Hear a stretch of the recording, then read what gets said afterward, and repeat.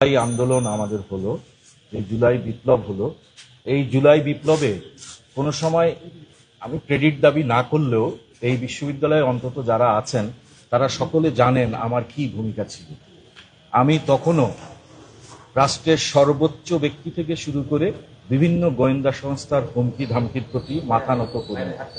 আমি সবসময়, যারা আমার ছাত্র আছেন এবং বিশ্ববিদ্যালয়ে পরিচিত তারা জানেন যে আমি সবসময় ন্যায়ের পথে থাকি। আমি হুট করে কোনো সিদ্ধান্ত নেই না, কোনো ধরনের দলীয় ব্যক্তি অথবা কোনো লোভে অথবা কোনো ব্যক্তিকে বিপদে ফেলানোর জন্য আমি কোনো সিদ্ধান্ত নিই না। আমি মোহাম্মদ মাফরুহ সাত্তার, ফার্মেসি বিভাগের শিক্ষক। আমার এই পরিচয়ই আমি মনে করি সবচেয়ে বড়। আজকে আপনারা জানেন যে নির্বাচন নিয়ে গতকালকে অনেক ধরনের প্রশ্ন উত্থাপিত হয়েছে। শুধু গতকালকে নাই, গতকালকের আগের থেকে আমরা আপনাদের মাধ্যমে এবং বিভিন্ন মাধ্যমে বিভিন্ন তথ্য পেয়েছি। সেই তথ্যগুলোকে আমি সবসময় মনে করেছি, এই পর্যন্ত আমি মনে করেছি যে একজন শিক্ষক হিসাবে, একজন নির্বাচন কমিশনার হিসাবে নির্বাচন কমিশনে আমার মতামতটা তুলে ধরে নির্বাচন কমিশনকে এই বিষয়ে সঠিক পদক্ষেপ নিতে সাহায্য করা। আমি আজকে বলতে বাধ্য হচ্ছি যে আমাকে বিভিন্নভাবে অনেকেই অনেক প্রশংসা করলেও ঠিক সঠিক সিদ্ধান্ত নেওয়ার জন্য যখন আমি কোনো মতামত দিয়েছি অথবা আমি কোনো জিনিস তুলে ধরেছি, তখন অনেক ক্ষেত্রেই দেখা গেছে তা বিভিন্নভাবেই বিভিন্ন কারণে পরিবর্তন করা হয়েছে। আমি একজন দায়িত্ববান হিসাবে হয়তো এর ডিটেলস কোনো কিছু বলবো না, কিন্তু আমি আজকে আপনাদেরকে, প্রিয় সাংবাদিকবৃন্দ, যেটা বলতে চাই যে আমাদের প্রত্যাশা ছিল কি ৩৩ বছর পরের একটি জাকসু নির্বাচন।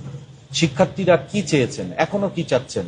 জাকসু নির্বাচন হয়েছে, তারা ফলাফল চাচ্ছেন, তারা ফলাফলটা প্রকাশ করতে চাচ্ছেন।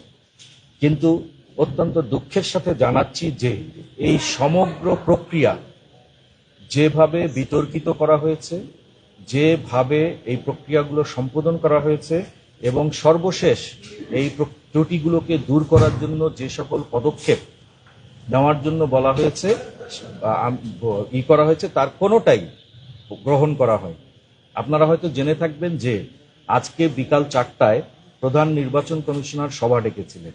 সভাটি আসলে আমি তাকে অনুরোধ করেছি যে আমরা আলাপ করে নেওয়ার জন্য। আমরা দীর্ঘক্ষণ সভা করেছি। আমি আসলে এই অংশটুকু না বলেই পারছি না যে এক পর্যায়ে যখন আসরের নামাজের শেষ হয়ে যাচ্ছে তখন আমি উঠে নামাজ পড়তে গিয়েছি। নামাজ পড়ে এসে দেখেছি ভোট গণনা শুরু হয়ে গেছে। আমি আপনাদেরকে জানাচ্ছি যে আমি নির্বাচন কমিশনকে বারবার অনুরোধ করেছি যে যেই অভিযোগগুলো উত্থাপিত হয়েছে এবং যে সকল সমস্যাগুলো আছে সেগুলোর দিকে দৃষ্টিপাত করে আপাতত গণনা স্থগিত রাখা হোক। দ্রুত সময়ের মধ্যে এ সকল সিদ্ধান্ত গ্রহণ করে শিক্ষার্থী সহ সারা দেশ যেই বিষয়টি জানতে, যেই দিকে চেয়েছিল একটা সুষ্ঠু স্বচ্ছ জাকসু, সেই দিকে আমরা এগিয়ে যাই। কিন্তু আমি তাতে ব্যর্থ হয়েছি। এই ব্যর্থতার দায়ভার আমাকে গতকালকে থেকেই, তার আগেও ছিল, গতকালকে থেকেই আমাকে পীড়া দিয়ে এসেছে। সেই জন্য আমি এখন বাধ্য হয়েছি। আমি অনেকগুলো অনিয়ম দেখেছি, অনেকগুলো মারাত্মক রকমের ত্রুটি দেখেছি, যেই ত্রুটিগুলো আসলে পুরো নির্বাচন প্রক্রিয়াটাকে প্রশ্নবিদ্ধ করেছে। এরকম পরিস্থিতিতে আমি নির্বাচন কমিশনের সকলে এই বিষয়ে যেটা বলবো যে একমত পোষণ করলেও বিশেষ কিছু কারণে তারা আমার যে মতামতটা, এই মতামতটা গ্রহণে অপারগতা প্রকাশ করেছে। সেই কারণে আমি নির্বাচন কমিশনের ওই সিদ্ধান্তে, যখন আমি আসরের নামাজ পড়ে এসে দেখেছি যে আমি আমার মতামতটার বিষয়ে সুরাহা না করেই ফলাফল গণনা শুরু হয়ে গেছে, তখন আমি এই বিষয়ে প্রধান নির্বাচন কমিশনারকে আমার যে দ্বিমত, সেই দ্বিমতটি লিখিতভাবে জানিয়ে এসেছি। সময় খুব কম হওয়ার কারণে এই রকম পরিস্থিতিতে আমার পক্ষে নির্বাচন কমিশনার হিসেবে দায়িত্ব পালন করা সম্ভব নয়। সেই কারণে আমি নির্বাচন কমিশন থেকে পদত্যাগের ঘোষণা দিচ্ছি। আমি অতি দ্রুত এই সংক্রান্ত যে লিখিত বক্তব্য তা আপনাদেরকে এবং নির্বাচন কমিশনকে জানিয়ে দিব। ধন্যবাদ, আপনারা কষ্ট করে এসেছেন। স্যার, আমাদের প্রশ্ন আছে, আপনাদের জি, জি, অবশ্যই। অভিযোগগুলো কি ছিল এবং আপনি কি মতামত দিয়েছেন, যে মতামত তারা গ্রহণ করেনি, এবং আপনি লিখিত কি বলেছেন, যেটা আপনি বলেছেন খোলামেলা কথা বলবেন। অভিযোগগুলো কি ছিল, কি মতামত দিয়েছেন? আমার মনে হয় একটা উনিই বলে ফেলেছেন যে আমি মতামত দিয়েছি যে নির্বাচন সম্পর্কে যেই সকল বিষয়গুলো উঠে এসেছে সেগুলোর কারণে নির্বাচনের ফলাফলটা, আমি কিন্তু এটা এখন বলিনি, গতকালকে বিকাল থেকে বলেছি, ঠিক আছে, নির্বাচনের ফলাফলটা, এই নির্বাচনের গণনাটা স্থগিত রাখার জন্য বলেছি। আর আপনি যেই প্রশ্ন করেছেন তার অনেকগুলো আমি ন্যায্যতার স্বার্থে পুরোপুরি এইভাবে হয়তো বলবো না। আমি বলবো যে আপনাদেরও হয়তো কিছু ত্রুটি আপনারা দেখেছেন, যেগুলো আপনারা আমাকে বিভিন্ন সময় প্রশ্নদানে জর্জরিত করেছেন। সেই ত্রুটিগুলো আমি তখন বলেছি যে আমরা দেখছি। তো আমি ব্যর্থ হয়েছি, ব্যর্থ হওয়ার কারণেই, এবং আপনাদের অনেকের উত্থাপিত অভিযোগগুলি সঠিক ছিল। আমার কাছে যদি মোটা দাগে বলি, আমার কাছে মনে হয়েছে নির্বাচনের পরিবেশটা, লেভেল প্লেইং ফিল্ড যেটাকে বলে, সেটা সঠিক ছিল না। যেটা অর্জনে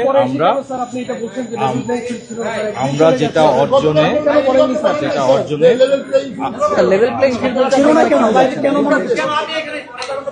আচ্ছা, যদি আমাকে বলতে দেন আচ্ছা, লক্ষ্য করলে দেখবেন যে আমি গত কয়েকদিন ধরে কিন্তু আমি এই বিষয়ে কোনো মন্তব্য করি না। হ্যাঁ, আর যেই প্রশ্নটা বলেছেন যে শেষ মুহূর্তে এসে কেন আমি বললাম, আসলে আপনারা কথাটা ঠিকই বলেছেন যে আপনি এই মুহূর্তে এসে বললেন কেন। দেখেন, আমরা সবাই কিন্তু মানুষ, তাই না? আমাদের সবসময় একটা আশা থাকে। আশাটা থাকে কি, একটা জায়গায় হয়তো আমরা একমত হব, আমরা হয়তো সবকিছু কি করতে পারবো, দূর করতে পারবো। যখন সেই জায়গাটা চলে যায়, প্রত্যেকবারই মনে করেছি, কিন্তু এই যে এখন বলছেন যে কেন এই মুহূর্তে বললেন, তাহলে আমাকে হয়তো আগামীকালকে বা পরশু বা যখন ফল প্রকাশ করা হবে তখন আপনারা বলতেন যে কেন ফল প্রকাশের আগে আপনি এটা বললেন না। আমি মনে করি যে আমি হয়তো দেরি করেছি, সেই দোষ আমার, কিন্তু আমি মনে করছি better to be late than never. Sir, আমরা স্পষ্ট জানতে চাচ্ছি যে অভিযোগগুলো কি, ত্রুটিগুলো কি, এবং আপনি কেন বলছেন যে ভোট স্থগিত রাখার জন্য?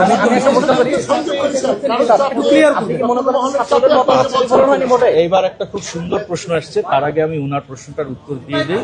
সেটা হচ্ছে যে আমি যেটা বলেছি স্পষ্ট, একটা করে আমি বলবো না। আমি ভবিষ্যতে যখন সময় সুযোগ হবে তখন এই সবগুলো নিয়েই হয়তো আপনাদেরকে জানাবো।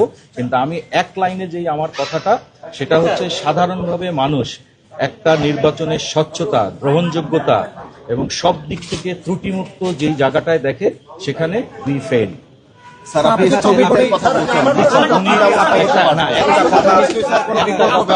একটা কথা উনি প্রশ্ন করেছেন, সেটার উত্তর দিয়ে নেই। উনি বলছেন যে আমি কি কোনো চাপের মুখে পদত্যাগ করেছি কিনা। আমি এবার উল্টাটা বলি, আমি চাপের মুখে পদত্যাগ করি নাই, কিন্তু গতকালকে বিকাল থেকে আমাকে চাপ দেওয়া হয়েছে যাতে আমি পদত্যাগ না করি। হ্যাঁ, এমনকি বিভিন্নভাবেই আমাকে চাপ দেওয়া হয়েছে যাতে আমি অন্তত মেনে নিই। কিন্তু আমি প্রথমেই বলেছি যে আমি কখনো কাউকে ভয় করি নাই, এখনো ভয় করব না। ঠিক আছে, আমার কাছে যেটা সঠিক মনে হয়েছে আমি সেই সিদ্ধান্ত। ভোট এটা অনেক সময় হয়ে থাকে। সরি, উনি প্রশ্ন করেছেন যে বিভিন্ন সময় যদি বিভিন্ন অভিযোগ আসে, নিয়মই আছে খুব দ্রুত সেই সমস্ত অভিযোগ আমলে নিয়ে ভোট গণনাটা আপাতত স্থগিত রেখে সিদ্ধান্ত গ্রহণ করা হয়। এটা হয়তো বা খুব কম সময়ের জন্য, কিন্তু কথা হচ্ছে এটা কখনই করা। আপনার বিকল্প কোনো সিদ্ধান্ত ছিল? ওই যে অবশ্যই যে আমরা সিদ্ধান্ত নিব, তাই না, যে আমাদের কি কি অভিযোগগুলো এসছে, সেই অভিযোগগুলোর বিষয়ে আমাদের কাছে কি কি মানে কি প্রসঙ্গ, সেগুলোকে আমরা সলভ করে তারপরে। হয়নি মানে ভোটে যেটা করেছে সেখানে কি ছাত্রদের মতের সঠিক প্রতিফলন হচ্ছিল না? ভোটের ফলাফল যেহেতু ঘোষণা হয়নি, অতএব আমি মনে করি প্রশ্নটা প্রিম্যাচ। রাজনীতি করেন, বিএনপির দল যেহেতু বর্জন করছে, সেসব আপনার রাজনীতি চাপ আসতেছে এবং কোণঠাসা করা হচ্ছে পলিটিক্যালি। প্রথম কথা হচ্ছে যে আমি বিএনপি করি না। হ্যাঁ, এটা আসলে বাংলাদেশে প্রচলিত একটা ভাষা।